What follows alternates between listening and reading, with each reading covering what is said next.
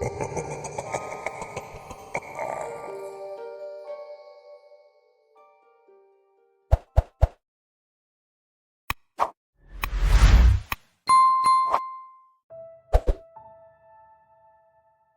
always loved taking my little 8-year-old daughter, Chrissy, trick-or-treating ever since she was old enough to walk.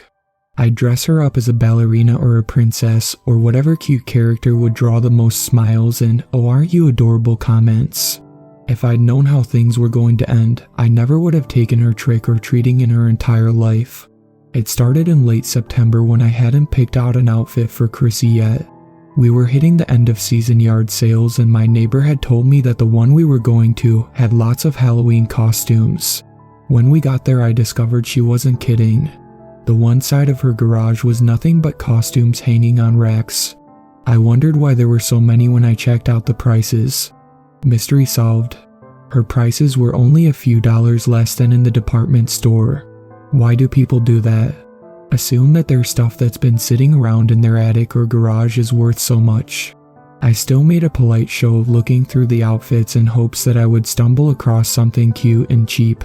Although, with the rest of the prices being so high, anything cheap would be immediately suspect. As I was searching in vain, Chrissy came to me holding a mask. "Look, Mommy," she said, "I can go as a witch this year." I looked at the mask of an old woman's grotesque face. "Is that really what you want to go as?" I said. "Why not a princess?" "Oh, Mom, I go as a princess every year. How about a unicorn? I just really want to go as a witch this year." I sighed, holding the unicorn outfit in my hand and looking into her pleading eyes. "Please." "All right," I said, putting the unicorn back and digging out the rest of the witch outfit. In the end, it saved me $10. I guess the witch wasn't selling well. I wish with everything in me that I could return that $10 and undo everything that happened. We walked up to the old woman, Mrs. Henderson, who was selling the clothes and paid for the outfit. It struck me as we were walking out how much her face reminded me of the mask. We were barely in the door at home until Chrissy ran off with the outfit to try it on. I carried in the rest of my yard sale finds and set them down to find places for them later. I turned around and my heart skipped a beat as a tiny witch stood staring at me. "Oh, Chrissy," I said, "you nearly scared the life out of me." "I'm sorry, Mommy," she said, but it wasn't Chrissy's voice that came out. It sounded high-pitched and garbled. "I see that mask has a little bonus to it," I said. "That's not all," she said in her modified high-pitched garble. Looking through it is really cool too. It was a little disturbing hearing that voice, but knowing it was my daughter saying the words. If she were older, I was sure she would use this to scare me several times before Halloween came around. "Let me see," I said. She had a little difficulty taking the mask off, but once she did, I put it on and looked through the red lenses that were sewn in. It made the world look a lot different. Not just the color, but there seemed to be an aura around objects. I shrugged it off and lunged at Chrissy, saying, "Boo." She jumped and squealed as I chased her around the table. "I'll get you, my pretty," I said as I chased her into the living room. She jumped onto the couch and tried to hide behind some pillows. I slowly circled the couch, closing in for the kill when I saw something dart away out of the corner of my eye. I didn't think she could move that fast, but I pursued the new target down the hallway toward the bedrooms. "Mommy, where are you going?" I heard Chrissy say behind me. I pulled off the mask and she was standing in the living room by the couch watching me. I glanced back at the hallway and shrugged it off. It must have been my imagination. I went back into the living room and gave her the mask. "Are you sure you'll be able to see in that thing on a dark Halloween night?" I said. "I'll be okay, Mommy," she said. "There's plenty of streetlights, and besides you'll be there with me." "Oh, yes," I said. "I almost forgot." She smiled and hugged me, then grabbed the mask and skipped away happily. Over the next week, she took the time to scare me with it on a daily basis. It got to the point where I had to threaten to take it away from her. I still caught her wearing it quite often. With Halloween quickly approaching, I could barely keep the thing off her head. Finally, the big night came. Chrissy was bouncing off the walls with excitement. She was dressed in her costume and ready to go an hour before trick-or-treat even started. All through the day I'd been keeping an eye on the storm clouds that were brewing, threatening to put a damper on our fun. But until evening rolled around, they had blown off and left a nice evening that wasn't too warm or too cool. We left the house, making sure to leave our porch light off so as not to tease any trick-or-treaters with the false pretense of candy at our house. We started down the dark street lit by the occasional streetlight. At first, Chrissy was pulling on me like a dog straining against a leash to get to the first house, but as we walked, she drew closer to me. The first house was everything you'd expect. The nice woman who answered the door asked, "And what are you supposed to be?" "I'm a witch," was Chrissy's enthusiastic response, but being said through whatever filter was in the mask made the woman jump. "Oh my," she said, "that's quite a costume." She politely held out the bowl for Chrissy to choose 2 candies from, then disappeared back into her house. We hadn't seen but a few other kids until we turned onto the main street, and they seemed to be everywhere, dodging back and forth across the street. They wore every kind of costume you could think of, from the classic ghost to cartoon characters to zombies to princesses. I looked wistfully at the princesses when the little witch holding my hand suddenly pulled against me. "What's wrong, sweetie?" I said as she huddled close to me. "I'm scared, mommy," she said in that high-pitched screechy voice the mask somehow produced. "Of what, baby?" "The monsters." I looked and there was a zombie, Frankenstein, and a werewolf walking together toward us up the street. "They're just costumes," I said, "just like every other year." "Are you sure?" she said, her death grip on my hand loosening just a bit. "Of course, honey," I said. "Everyone is just dressed up to have fun, just like you. Don't you think some other little girl will look at you and be scared of the witch?" Her grip loosened to normal. "I guess so." We started down the street following along with a crowd of superheroes and other colorful characters. The more houses we went to, the more she seemed to relax and enjoy herself. There were still a few times when she would walk so close to me that she almost tripped me, mostly when there were large groups coming toward us. Frankly, I was surprised she could see much of anything out of that mask. There were a few spots where the streetlights were farther apart and I struggled to see the sidewalk. On the whole, though, the evening had been going well. Her bag was filling with candy and everyone seemed to like her outfit. We even came to Mrs. Henderson's house, the woman who had sold it to us. When we stood at the end of her walkway, Chrissy hesitated. "Are you sure the monsters are just pretend?" she said, looking up at me with that disturbing mask. "Of course, sweetie, go on up to the door." A group was just leaving as Chrissy walked up. "Ah, I see one of my costumes has come home," Mrs. Henderson said, dressed as a witch herself and sounding much like the voice the mask made. "Trick or treat," Chrissy said. She stared at her for a moment as Chrissy seemed to stare at nothing on the porch beside the woman. She glanced over at the empty porch and leaned down to whisper something in Chrissy's ear while she held out the candy bowl. Chrissy nodded her head as she grabbed 2 pieces of candy and darted away from the woman. I smiled and we turned toward the next house. As soon as we were out of sight, I pulled her aside. "What did that woman say to you, Chrissy?" I said. For a long moment, the tiny witch eyes stared at me silently. "She asked me if I liked the mask," she said. I looked into those red plastic lenses, completely unable to tell if what she said was the truth. I paused and took a deep breath. "I think maybe we've had enough trick-or-treating for the night," I said. "I think so too," she said, much to my surprise. "Can we go home now?" I looked at her half-full bag of candy that didn't have nearly as much in it as other Halloweens, but she'd been acting odd the whole time. "Sure, sweetie," I said, smiling. "Let's head home." We crossed to the other side of the street at Chrissy's, urging so we wouldn't have to go near the woman's house again. Either it was my imagination, or we made it home more quickly than I expected. I was nearly out of breath when we opened the door and Chrissy jumped inside, ripping off the mask and costume. She ran to her room and changed into her pajamas, then came back out and gave the costume and mask a wide berth as she went to the couch. "It's not quite bedtime yet. Do you want to watch something on TV?" I said. "No, I'm pretty tired," she said. "I think I'll just go to bed." "Good night, mommy." She started toward her bedroom. "Don't you want any of your candy?" She looked from me to the bag of candy sitting on the end table. "I'll have some tomorrow," she said. "What about your costume?" She stared at it laying on the floor. "I don't want it anymore," she said, then went to her room and shut the door. I stared at her as she went. I couldn't imagine when she wouldn't dive into her candy. Usually, I had to limit her so she wouldn't go to bed with a sugar high. I stepped over and picked up the costume, sighing at the wasted money, but happy she enjoyed it if only for a little while. I walked over to the trash can and threw the costume in. As I held the mask, I felt like I had to look through it one more time. I put it over my head and the world was instantly bathed in red. I looked around and for whatever reason the auras surrounding objects seemed to be brighter. I was about to take it off when I saw something dart off to the side. I ripped the mask off and looked where I had seen the movement, but nothing was there. I tossed the mask in the garbage and did a slow lap around the room, searching for anyone who may have been trying to play a prank on me like a certain little former witch. I smiled as I looked from hiding place to hiding place, knowing she was trying to sneak up on me and scare me. It was the only thing that made sense. She had passed up candy and her precious costume to throw me off guard so she could sneak up on me and give me a Halloween scare. I finished my circle through the room without finding her, then ended by locking the front door. I made my way back down the hall expecting to be surprised at any moment.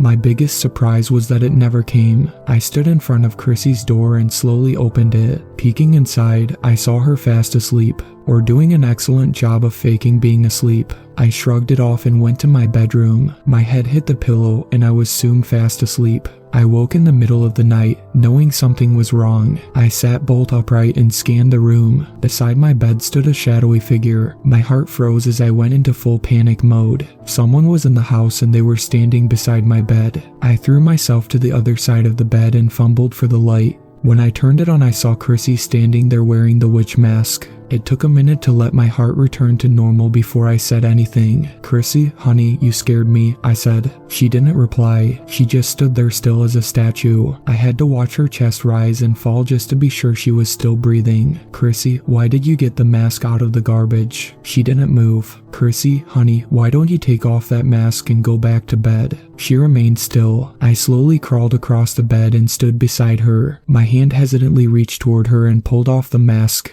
To my surprise, her eyes were closed. It was as if she were still asleep. "Chrissy," I said, gently rubbing her shoulder. Her eyes fluttered open and she looked at me. "Why did you wake me up, Mommy?" she said. "You were sleepwalking, baby." I was. "You took the mask out of the garbage and put it on and walked to my room." "I don't remember that." "That's how sleepwalking works, baby. You usually don't remember." "I'm tired. I'm gonna go back to bed now." I kissed her forehead. "You sleep good now," I said. She walked out of my room, leaving me holding the mask. It stared at me with its empty red eyes, making me feel more than a little uncomfortable. I leaned over and put it in the bottom nightstand drawer, then turned off the light and tried to go back to sleep. But sleep did not come easy. I tossed and turned for hours. Every time I would drift off, a vision of that mask would invade my dreams and I would be startled awake, absolutely certain that someone had just been in my room. But each time the room was empty. No sleepwalking Chrissy, no villainous stranger hovering over me. When morning came around, I stumbled for the coffee maker to try to get myself moving. "Good morning, Mommy," Chrissy said cheerfully, sitting at the kitchen table watching TV while eating a bowl of cereal. I mumbled something like "morning" as I stumbled through making a fresh pot of coffee, mixing it extra strong. "Didn't you sleep good, Mommy?" she said in her cheerful little voice. "No, I didn't.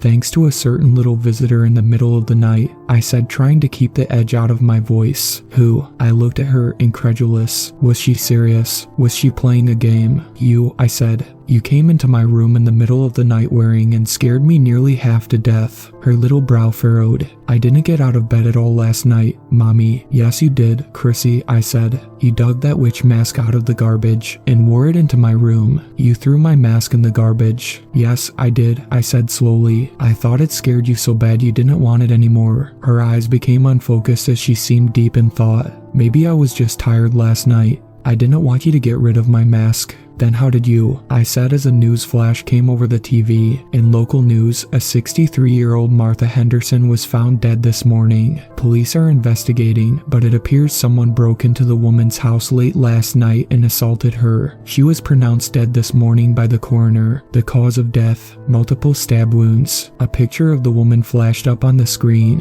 "Look, Mommy, the lady we bought the mask from," Chrissy said. It hadn't dawned on me until she pointed it out, but she was right. The lady from the yard sale, who lived only a short walk away, was brutally stabbed to death last night. I thought back to Chrissy standing in my bedroom and shuddered at the fact that some crazed killer could have been hovering over me, or even worse, hovering over Chrissy last night. I shook the thoughts away as I glanced at the clock. "Hurry, honey," I said. you will be late for the bus." I went to the door as she gathered her book bag. When I got there, a shock awaited me. "Chrissy, did you unlock the door this morning?" I said. "No, Mommy, why?" "No reason," I said, smiling and pushing open the door that had not only been unlocked but slightly ajar. We stepped out into the cool November morning air, streetlights still glowing as the sun fought to rise over the horizon. I pulled her jacket tight around her and zipped it up. "You have a great day at school," I said as the bus pulled up. "I will, Mommy," she said with that infectious smile. The bus slowed to a stop and Chrissy waited in line with the other kids to get on and be carried away to school. I waved as it drove away, glancing at the other mothers. Usually there would be some idle chit-chat between some, but today everyone quickly dispersed back to their houses. I told myself it was because of the cold, but I knew they were all thinking the same thing as me. There's a killer running loose around our neighborhood. Everyone was getting back inside their houses as quickly as possible and double locking the doors. I stepped through my own door and examined the lock, as if it had somehow betrayed us. I locked and unlocked it several times to make sure it worked. Then once I was satisfied, I closed it and locked it. I changed into my work clothes of a dress shirt and jogging pants, then sat down at my laptop. Telecommuting had been both a blessing and a curse. Staying home was great for a while, but soon I began to crave actual face-to-face social interaction. Video meetings on the computer just weren't the same, and after the shocking news this morning, I wasn't feeling very secure at home. I would have felt better around other people. The day seemed to drag on as I found myself often distracted by shooting furtive looks toward the windows as if I expected someone to crash through one and murder me at any moment. I found myself coasting through the day, fighting to keep my focus on my job. When the knock came at the door, I nearly jumped out of my skin. I approached it slowly as if it were about to attack me. When I looked out through the peephole, there was no one there. A chill ran down my spine when there was another knock just as I turned away. I stared at the door knowing that no one was on the other side and wondered what kind of supernatural dream state I had fallen into. Was I asleep at my keyboard and having a nightmare? The knock sounded again, but this time there came a voice with it. "Mommy, why is the door locked?" Chrissy said.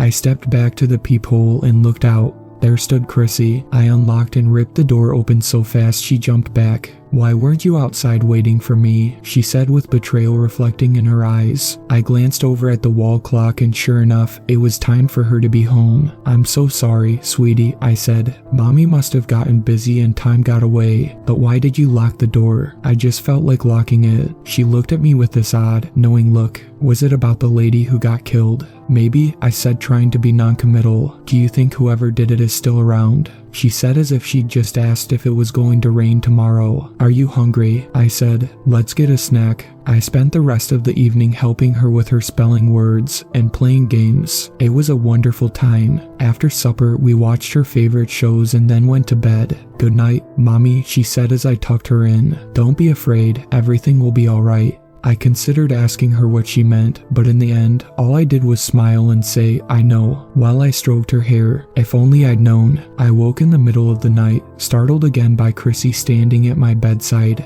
"Oh, Chrissy, you need to stop scaring Mommy like that," I said, looking into the eyes of the mask she was wearing. "Wait a minute. Chrissy," I said slowly, "how did you get that mask back?" She didn't answer for a long moment. "My friends gave it to me." "What friends, honey?" "The same one I saw in the street on Halloween," she said. "The ones you said were just pretending to be monsters." A chill ran down my spine. "When did you talk to these friends last?" "Tonight, when they gave me the mask back," she said. "They're not very happy that you keep throwing it away." I took a deep breath and tried to stay calm. "I threw it away because Halloween is over. Not for them," she said. "They dress in their costumes all the time. They're monster costumes." She nodded. "And can you see them in their monster costumes?" I said slowly. "Only when I wear the mask." My hand darted out and tried to grab the mask and take it off her, but she dodged and backed away. I heard a high-pitched cackle come from the mask, remembering how it changed her voice. "They said you might try that," she said. "They told me about a fun game we can play." She skipped away as I jumped out of bed and followed her. She ran down the hall to her room and darted inside. I peeked around the corner, not sure what I would find. Chrissy was standing on the other side of her bed looking at me through that horrid mask. They gave me some fun new toys to play this game with, she said, reaching under her pillow and pulling out 2 butcher knives that looked like mini swords in her little hands that barely wrapped around the handles. My eyes grew wide. What if I don't want to play this game? I said. She looked off to the side as if seeing something I couldn't. They said they wouldn't like that at all, she said, lowering her voice. It would make them angry. I glanced in the direction she was looking but didn't see anything. Just then, Chrissy jumped up on her bed and jumped at me, swinging the knives. I was caught completely off guard. One of the knives caught my forearm and slashed a long gash in it. Chrissy, I yelled, but she was still coming at me, swinging the knives. Come on, mommy, play, she said in the maniacally high-pitched mask voice. I dove to the side, feeling the knife slice my forehead, then ran out of her room and into the kitchen. You hurt mommy, I said as I ran. Don't worry, mommy, she said. It's just like in video games. After you die, you respawn. I couldn't believe what I was hearing. There was something that mask was doing to her. I had to get it off of her any way I could. Once in the kitchen, I glanced around for anything I could use. My eyes fell briefly on the knife block that still held several steak knives. The thought was fleeting and I quickly dismissed it. I was fighting the mask, not my daughter. I had to make sure I didn't hurt her. Quickly searching, I found a dish towel and grabbed it just in the nick of time as Chrissy came charging into the kitchen. She swung at me with one of the knives and I was able to block it with the towel, but it had cut partway through. I quickly wrapped the remaining towel around the knife and pulled it out of her grip. She stumbled and fell to the floor. I was on top of her in an instant. She kicked and flailed, swinging the remaining knife at me, just missing my face by inches. I blocked the knife with my already belling arm and used the other arm to rip it out of her grasp. It wasn't as easy as it should have been. She had some supernatural strength. Eventually, I was able to pull it free. I reached for the mask when suddenly something grabbed my hair and yanked me backward. I rolled over and got up, but nothing was there. At least nothing I could see. Chrissy jumped up, grabbed 2 of the steak knives from the block, and started chasing me around the kitchen table. It would have been comical, just like we had done many other times, chasing each other and laughing. But no one was laughing now, and my life was on the line. A kitchen chair moved itself in my way, making me trip and fall. I jumped back up before she got to me, but I felt something brush against the back of my leg. I glanced back, and she had sliced a gash in my leg. We continued around the table, but I knew I had to go somewhere I could use open space to run away and get some distance between us. You're not as fun as Mrs. Henderson was, I heard the mask say. She screamed and begged like a good little girl. She didn't run like you. The shock hit me like a sledgehammer. The mask had used my daughter to kill the neighbor. I knew now more than ever I had to get that thing off of her and destroy it. I ran out the front door, not even thinking that I was only wearing a nightshirt and underwear. I knew I needed help.